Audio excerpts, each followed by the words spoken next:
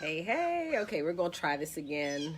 Different location and see what we get. So, like I said, I'm in Georgia and I'm here at a graduation.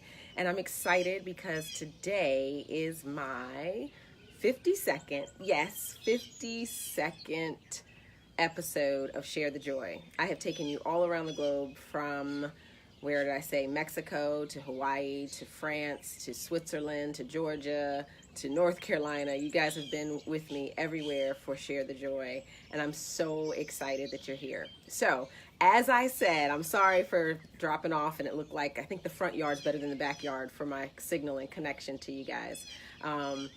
I am giving up one of my favorite snacks ever, and I'm going to tell you the reason why, and then I'm going to also give you some other reasons why you might want to consider how much corn you're taking in. Yes, it's corn, and popcorn is my favorite snack. For those who were just on the call with me, you kind of knew that, but I wanted to let you know. Hey, Perky. Hey, Dawn. It's good to see you guys. I wanted to let you guys know that I have carpal tunnel in this hand right here, and basically it's inflammation, of that carpal tunnel area where the nerve is. And so I was doing really well, like great. The other day, my youngest was like, "Mom, can I make a full thing of popcorn?" I was like, "Sure, let's make some popcorn." Hey, Shauna, good to see you. And so literally, like, I'm doing fine. My wrist is doing great. I'm feeling good. I was like, you know what? I haven't had popcorn in a really long time. I'm gonna eat some. It's not, hey, not gonna be a problem, right? So I had a bowl, a small bowl, like small bowl of popcorn. And the next thing you know, I had, hey Sherry, I'm actually here in Georgia. I actually had the popcorn and I can see the inflammation in my wrist right here and have had quite a few yucky nights of sleep because of it. And feeling like wake up and I can't even close my hand. My joints are like achy and all of that. So one thing that corn does is it actually causes inflammation in the body. I knew this. I tell people this in like my program, Gut Check 21. It's one of the things we take out. But of course, I was like, oh, it won't hurt me just a little bit.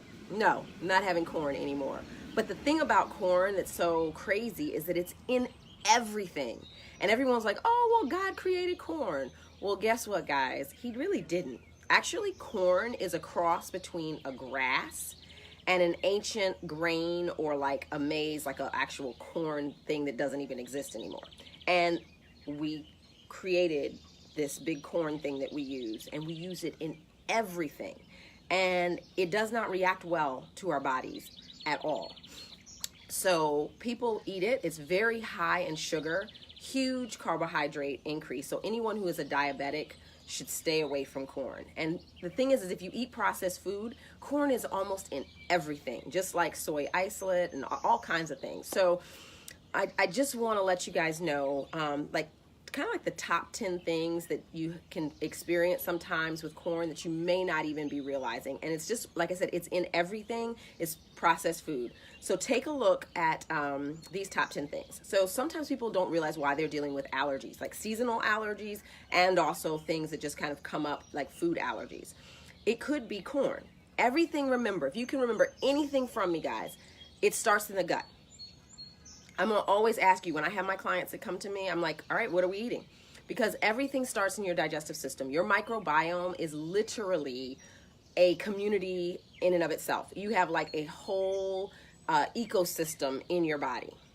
And once you understand that, what feeds it and what feeds those microbes and what feeds those bacteria, either positively or negatively, and it turns on genes or turns off genes, it's all related to the food. So that's number one.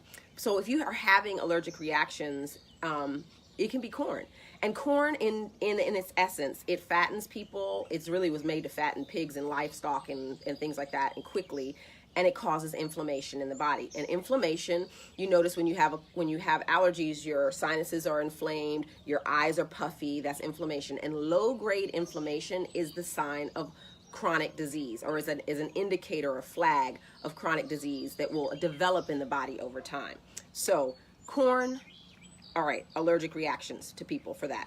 It's also a risk of having low nutrients in the body. So what happens is, because the diet is so many things processed foods and things like that have corn in it, we get full off of corn, which is great for especially sometimes when you're like, oh, if you have a, not so much money, low budget, things like that, you're like, oh, great, I can eat this. But if your diet is mainly corn, you're going to have mineral and vitamin deficiencies, and all diseases are the result of low minerals and vitamins in the body, mostly minerals. So like I always tell people, gray hair usually has more to do with a copper deficiency than it does, anything else. And so as we age, we lose minerals in the body. So it's about replacing minerals. I'm getting into stuff that you guys don't need to know right now, but you can have a risk of not having that. And it also is deficient in amino acids. Corn really doesn't have amino acids, which is a building block of protein for the muscles.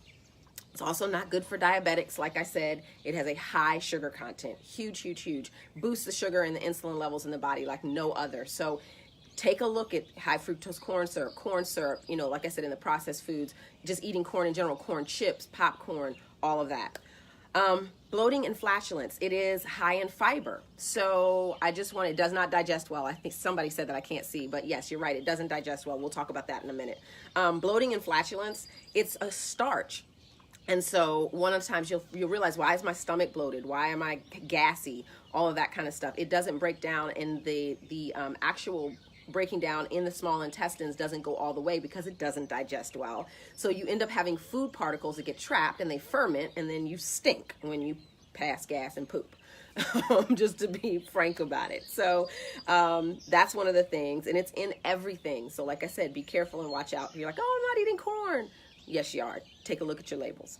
It can upset your stomach because of the overdose of fiber in the body, and it can also lead to intestinal irritation. So if you talk to someone who has Crohn's or colitis or IBS or anything like that, that is one of the things. Corn is one of the things that can literally upset the gut like no other, and can cause a lot of distress in your digestive system. And it can lead to diarrhea. It can also lead to, a lot of times people will say, oh, I ate that, corn on the cob, and all I see is corn kernels in my poop. You didn't digest it. Your body is not absorbing the minerals. It's like, why am I eating this? Like literally, it's like an empty calorie in a sense. So, and do not consume raw corn because you will have diarrhea. Remember, we can't digest grass. Like if I went out here in the backyard or in this front yard and started picking up grass to eat it, and I chew on it and I swallow it, if I eat too much of it, I'm literally going to be violently ill. We do not have the enzymes to break down grass. And remember what I was telling you is that most grains, and this is one because it's a cross between a grass and a grain, are not digestible. That's why a lot of people have digestive issues with like celiacs and other things where they cannot break down those proteins that are in that particular grain of the body. So just know, and it's hard to digest grass. We just don't have the enzymes for it. So one of the things to think about. It can also lead to tooth decay. That's because of the higher sugar content and the higher, carbohydrate load. So eating a lot of corn products, when we don't think about it, we're like, oh, it's not sugary. Yeah, it really is, and it's sitting on your teeth, and it can cause decay. Take it from somebody who's had issues with that, because I was a sugar-aholic for most of my life until about 10 years ago, and that's a long story. But just so you know, I had a lot of tooth issues due to that later in life. Osteoporosis, because it's low in calcium. It can also increase weight gain, once again, sugar, carbohydrates, and it can lead to being lethargic. So that's because your insulin levels spike. You have this high, low, high, low. If you can keep your insulin level steady state throughout the day, you'll find that you'll have more energy and you won't have that feeling of sluggishness and being tired.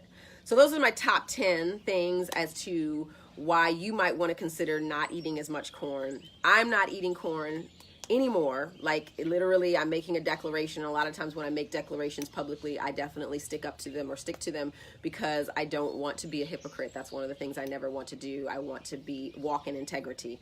So bye-bye corn. It's hard to say. Bye-bye corn chips. Bye-bye popcorn for me, all of that, because I have really come to find that it is not good for my joints and the way in which I want to feel and function. Anything that messes with my sleep is not worth it. So I hope you guys learned something. Thank you for joining me, everybody, on my 52nd in a row. No skipped weeks. No skipped weeks, thank God. And I have had thank God, thank you Jesus, praise you Lord, no colds, nothing that's kept me out. I haven't been sick. So only thing I can say is that I went through that tooth thing, and you guys walked with me through that. But other than that, I have had an amazing 52 weeks with you guys. I do plan to continue doing Share the Joy, so I hope that you join me. Hey, Shayla. I know popcorn, right? That's Shayla. That's what I'm like. I'm like, that's my favorite snack. But it is one of those things that you might find that it causes inflammation in the body. So thank you guys. Please, please, please continue to share the joy. I do this. I come in to you guys. Oh, and Zanitra, yes, 52 of them. So you can find them. Should let you guys know. You can find them on YouTube. So if you go to YouTube and go to Do All Things with Joy, you'll see all 52. Well, you may see 50 of them because I didn't load last week's or this week's. So you'll see the 50 weeks of that on there. And if you guys will do me a favor, share this out with people. I'm trying to bring positive health tips to people in little bite-sized chunks, just so that you guys can learn some things. It's not huge and long, and I don't want to draw this out any longer than you've already sat with me. But I hope you've enjoyed these 52 weeks. Go back and check them out. And I plan on continuing. So if you have things that you want me to talk about or research or give you information on, let me know. Send me an inbox, a DM, or a PM, or whatever you want to call it. And I will be sure to do some research and bring it to you. So remember to share the joy. It's quick. Just hit that little button that says share and write something and say, check this out, people. And then also remember to do what? All things with joy. Do all things with joy in your life. I promise you it makes a difference, and it'll add some years to your life. All right. Peace and blessings. I love you guys, and we will check you out later.